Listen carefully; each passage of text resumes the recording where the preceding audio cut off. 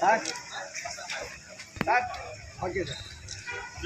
ஒரு போலீஸ் ஸ்டேஷனில் வந்து மொத்தம் எத்தனை கலர் இருக்கு? அதில் ஃப்ரீக்வன்சியா தமிழ் அலைநீளமா? அதில் அதிக அலைநீளம் போட்ட கலர் எது? Very good. ரெட்டு. க்ளவுடாக இருக்கலாம், இல்லை நார்மல் கிளைமேட்டாக இருக்கலாம். எங்கேருந்து பார்த்தாலும் நம்ம கலர் வந்து எந்த கலர் வந்து விசிபிளாக அதிக தூரம் தெரியும்னா ரெட்டு தான். ஏன்னா ரெட்டோட ஃப்ரீக்வன்சி வந்து ஜாஸ்தி. அதுக்கப்புறம் தான் ப்ளூ வரும். அதாவது காவல்துறை ஆரம்பிக்கும் போது காவல்துறைக்கு வந்து இந்த காக்கி ட்ரெஸ் வந்து கொடுத்துருக்காங்க. காக்கியோடைய இன்னொன்று தான் தியாகம். அந்த தியாகத்தை உணர்த்தக்கூடிய கலர் வந்து காக்கி. அதே மாதிரி இன்னொன்று ஏன் அப்படின்னா எல்லாருமே ஏன் போலீஸ் வந்து யூனிஃபார்ம்னா என்ன? இப்போ நீங்கள் எல்லாம் ஏன் இந்த கலர் ட்ரெஸ் சூஸ் பண்ணியிருக்காங்க? இந்த ஸ்டூடெண்ட்ஸ்னால் எல்லாமே ஒன்று. இந்த ஸ்கூல் ப்ரிமிசஸ் நீங்கள் வந்துட்டீங்கன்னா நீங்கள் எல்லாம் யார்? ஸ்டூடெண்ட்ஸு. அந்த மாதிரி நாங்கள் இந்த ட்ரெஸ்ஸை போட்டோம்னா நாங்களாம் யார்? இன்னும் சத்தமாக கேட்குறோம். ரப்பர் புல்லட்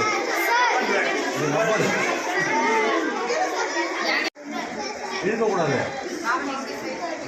பார்த்தீங்களா ஃபர்ஸ்ட் 2 வெப்பன் காமிச்சல. இது வந்து பார்த்தீங்கன்னா கிரேட் 2 கான்ஸ்டபிள் வந்து ஹெட் கான்ஸ்டபிள் வரைக்கும் முதல்நிலை காவலர் இருந்து தலைமை காவலர் வரைக்கும் இருக்கிற காவலர்கள் வந்து பயன்படுத்துவாங்க.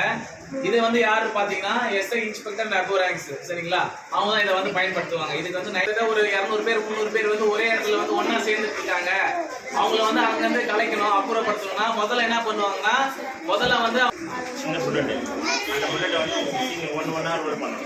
இதில் ஒன்று ஃபில் பண்ணிவிட்டு லாக் பண்ணிவிட்டு நம்ம டாக்டரை பார்த்து ஃபயர் பண்ணுறதுனா என்னென்னா இதான் ட்ரிகர். இந்த பெண்டாக இருக்குல்ல, இது ப்ரெஸ் பண்ணும்போது ரவுண்ட்ஸ் இருந்தால் நேரம் ஃபயர் ஆகிடும். கிளாக் வைஸ் சமுதாயத்தில் அவங்க வந்து